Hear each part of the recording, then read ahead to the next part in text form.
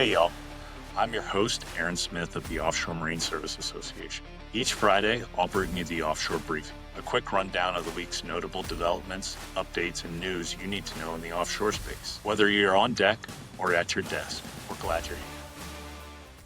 Hey, welcome everybody to another episode of the Offshore Briefing, brought to you by Maritime in America, a product of the Offshore Marine Service Association. As always, I'm your host, Aaron Smith, and as always, as well, I have my co-hosts, Ashley Smith and Angel Johnson. How are y'all doing today? Exhausted and cold. My feet aren't cold. I have flip-flops on, but the rest of me is cold. But it's good to be cold because in our house it's 76 degrees and we have the air conditioning on. Yes. Yes. Don't bring up traumatic experiences for me. Oh, yeah. I Yeah, I forgot. Angel had...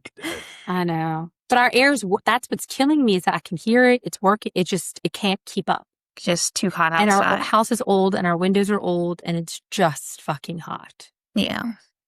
And our poor dog, who has thick black hair, is like goes outside and then even when I go to pet him, he feels like he's on fire. Like it's just the cats stay away from the windows. It's just miserable. So I'm not going to complain about being cold. I'll complain about being hot. All right. Well, so I'm going to start today. I want to talk to something. I want to talk about a very interesting claim that was made about the vessels that are being used for the Jones Act waiver. And I think, again, as we always talk about, a lot of people say that these Jones Act waivers are introducing new threats to the U.S. commerce. That is wrong. What we have had, what the rest of the maritime industry is facing right now, AMSA members have always faced, and that is a competition against vessels who do not meet the same safety standards as U.S. vessels, and that is wrong. So I saw an interesting analysis from the Transportation Institute, which proves information that we have found in our industry as well. And so TI found they went through and they looked at every foreign flag vessel that had been that has used the Jones Act waiver and found that 53% had been that 53% of the vessels that have used the waiver have been subject to a Coast Guard port state control inspection. Were found to have a violation. Now, I think it's very important, first of all, that I intentionally included the word "of" in there. And that is important because, get this, not all of the foreign vessels that have utilized the Jones Act waiver have been inspected by the Coast Guard. How's that? Wouldn't you Why is start that? there? Because the Coast Guard needs to pull their head out. I'm sorry. That they have not inspected every one of the vessels that is using the waiver. You would think that's where they'd start. There are, let's see, 1, 2, 3, 4, 5, 6, 7, 8, 9, 10, 11 of the vessels that have used the waiver have not been inspected. So I thought it was an interesting graphic. So again, 53% of the vessels that have used the waiver and have received a port state control inspection. So not all of the vessels that have used the waiver have received an inspection. 53% were found to at least have one deficiency. But still cool. Yeah. Cool. You can go. You can come on in. Well, then, our good friends at Cato, they tried to disprove this. And what Cato found is that they don't know how to read a Coast Guard report. They don't know what port state control inspections are, and they don't understand what a flag state control inspection is. So that's what Cato found. They tried to say that, well, actually, more U.S. flag vessels have been found to have a deficiency than foreign flag vessels. But what they are doing is they are incorrectly assuming that the same inspection regime is on both vessels. They are not. A port state control inspection is categorized as essentially just verify there is no visible evidence that a vessel may fail to comply. So really, it has to be a blatant freaking deficiency to be found by port state control inspection. Versus a flag state inspection, you have to proactively prove the vessel complies with every applicable requirement. So to put this another way, a flag state inspection is like a building inspector or a health code inspection on a restaurant. A port state control inspection is like those bullshit brake tag stickers that we used to have in Louisiana, where like, hey, turn on your left blinker, turn on your right blinker. Do you have a flat tire right now? No? Okay, pay me $50 and you can pass. That's the inspection regime that we put on foreign flag vessels. Additionally, the number of inspections is so much lower. For the last year where there's apples to apples data available, which is 2024, there were 8,700 port state control inspections that were completed. There are more than 21,000 flag state inspections that were done. Additionally, so a foreign flag vessel may possibly be inspected if the Coast Guard gets around to it. A U.S. vessel is inspected. There's an annual inspection, which is obviously every 12 months. There's a certificate of inspection, COI. The renewal of that is every 5 years. There's a dry dock underwater hull inspection twice every 5 years. There's the load line survey that has an annual inspection in intermediate and renewal surveys. Then you have, if you have to have a safety management, an ISM code, if you're covered by the ISM code, you then have to have a annual and intermediate inspections every 5 years for your SMS, your safety management system. And then you also have to receive MARPOL and SOLAS certificates. So you have all of those inspections by the Coast Guard versus one possible inspection for foreign vessels. So like what we found is that it is amazing. Like you have basically the violation has to hit the Coast Guard inspector on the head for them to notice it on a foreign vessel versus a U.S. flag vessel where they look at everything and then denote. So Cato, once again, is comparing apples to pterodactyls here and just trying to say that foreign vessels are safer than U.S. flag vessels. But put all of this data aside, just ask yourself, do you think that Vanuatu and Panama have the same safety regime as the United States of America? I don't think they do, and I don't think you can find anyone that would agree with that. No. So I think that's what this basically comes down to here is these vessels do not meet the same safety standards as a U.S. flag vessel. And again, so what Cato tried to do is they tried to say is that they looked through and you can find this all on the Coast Guard, has a website called Port State. It's called P6. Spelled out PSIX, Port State Information Exchange.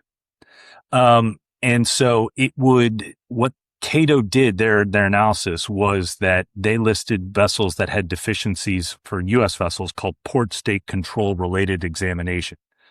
That doesn't mean that vessel was subject to a port state control. That means that any international standard that was being inspected for. So, we're talking, again, MARPOL, SOLAS, STCW, any of those are all ISM code, ISPS code, load line surveys. All of those are all included as part of that would be listed as that. So it is apples to pterodactyls. Cato is not. They are trying to show that foreign flag vessels are as safe as U.S. flag vessels. They're not. No one believes they are. So just another reason why they should not be in our waters and should not be moving cargo between 2 points and taking jobs from Americans. So that was what I found. Well, you would think that, you would think that if that is allowed for them to come in our waters, that at least they will be inspected. And they're not even, or some of them, not even being inspected. Some of them are not being inspected, yeah. But That's wild. But Yeah. it's not, I'm not shocked. That's why I'm not sitting here floored and upset, because like we see it all the time and I hear it all the time from our members. For some reason, our vessels are the one being boarded, not ours being OMSA members, but U.S. vessels in general are the ones. And I think it's just easier. It's kind of like when you get pulled over driving, they're going to get the ones that they know that are going to pay the ticket and all, Yeah. it's No, enough. it's It's enough. exactly It's not right. fair. It's like, hey, well, I could try to track down that Greek-owned shipping company that's really a shell company for some Russian-backed oligarch and make sure that he pays the fine. Or I can go to the American company that has to be Correct. that has to have listed ownership information Correct. sitting in the So let's manual. call a spade a spade. Yeah. So which are they going to do? Exactly. They're going to go to the easy one, and they're not going to. And you don't have people like me on the boat that's going to fight you. Like when the cop pulled me over in Lakeview and said I ran this, and I was like, "Are you really pulling me over?" He's like, "Yes, ma'am." And I was like, "This is a joke." And he's like, "You ran that red light." And I was like, or the stop sign. I was like, "I know for a fact I didn't run that stop sign," because I remember thinking while I was on the phone, on the speakerphone, not on my hands phone, saying, "Why is there a cop just sitting there when there's all this shit going on in the city?" And then I ends up getting out of the ticket because I was right. The road was probably too unlevel for Yeah. for you to even you had to stop because there was a pothole in front of you. Yes. Yeah, so that was what I found, and I just but again, this isn't just a Cato problem or a foreign vessel apologist problem. This is also a Coast Guard problem. You have limited resources. You Then why continually make it harder for testify. themselves? Yeah, you continually testify that you have limited resources. Okay. However, we No, understand no, the no. Let me predicament you're finish. in. You have limited resources. Okay, I understand that.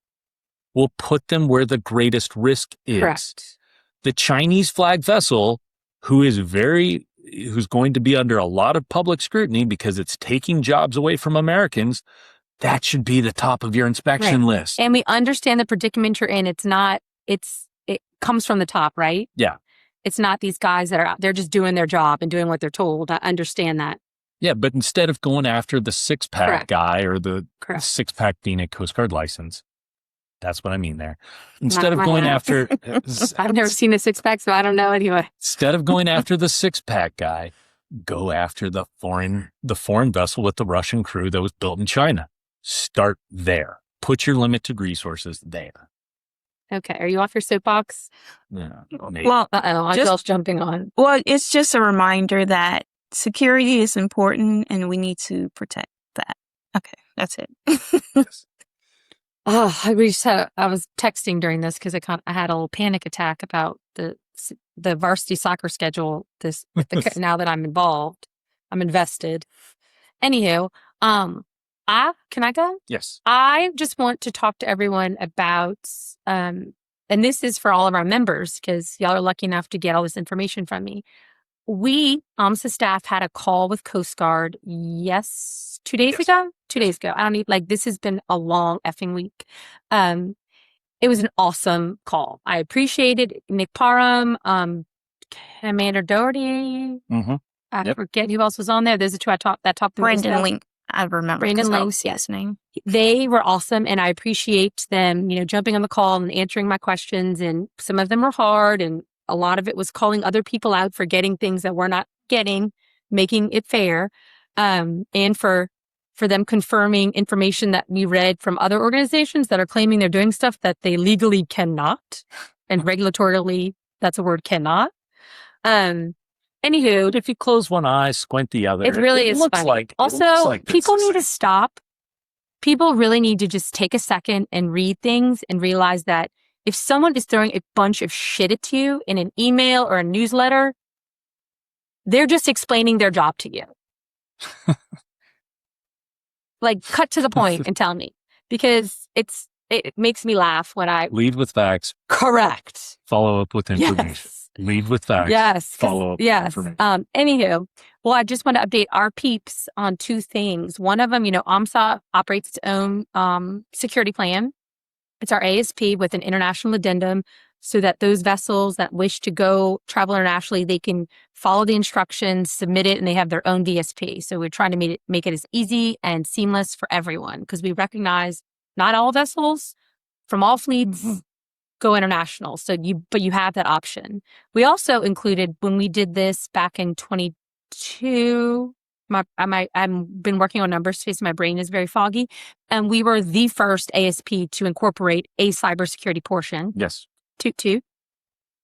But we did get confirmation that we will be able to roll a cybersecurity plan as an addendum to our current ASP, quote unquote, unified plan is what I like to call it. Because we used to have another plan that has since been deceased and put to bed because it came up in June. So everyone's operating under this plan now. So it's really exciting for those that are counting on us to AMSA members who are counting for us to do their cybersecurity plan. I am working on that to at least have some sort of template for you to purchase. I've asked people to reach out to me if they're looking for it. I haven't really heard. It's going to be. And what I heard on the call that was most important is that the Coast Guard is going to work with us on those deadlines. Correct. Because there's kind of a mismatch on the deadline of our approval for our ASP. Oh, yes. Our ASP. When the cyber. So I would rather rule them all as one deadline. So it's one plan. And they're going to work with us. And I'm confirming with Coast Guard on a few more small details. I'll be in touch with everyone, but that's really exciting. And number two is that we're standing a working group, a cybersecurity working group, totally informal, totally voluntarily, just for us to work together on a few things that came from this conversation. Aaron brought up with the Coast Guard folks on the phone about, would there be a way for us to do an industry-wide equivalency? Yeah.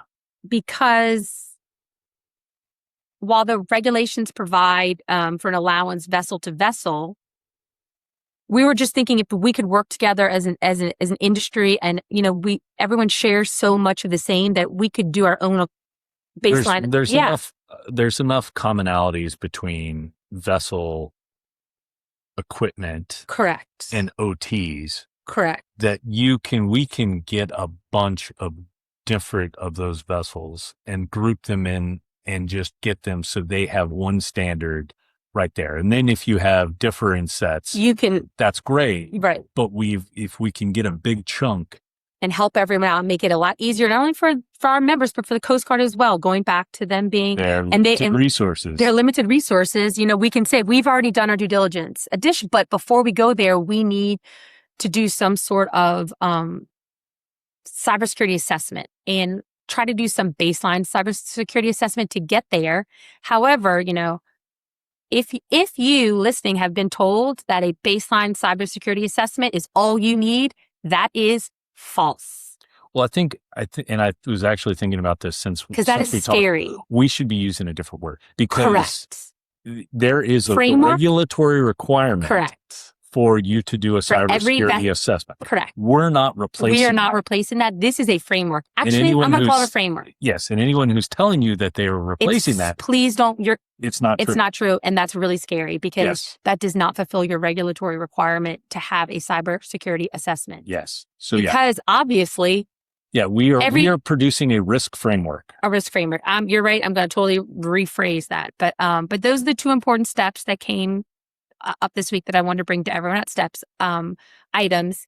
I'm going to send another email to the members tomorrow in our Friday Fast Facts to remind everyone to sign up for the working group. And then we will convene next week and I will send that Zoom out to everyone probably next Thursday. I'm thinking would be a good time. Why are you laughing, Angel?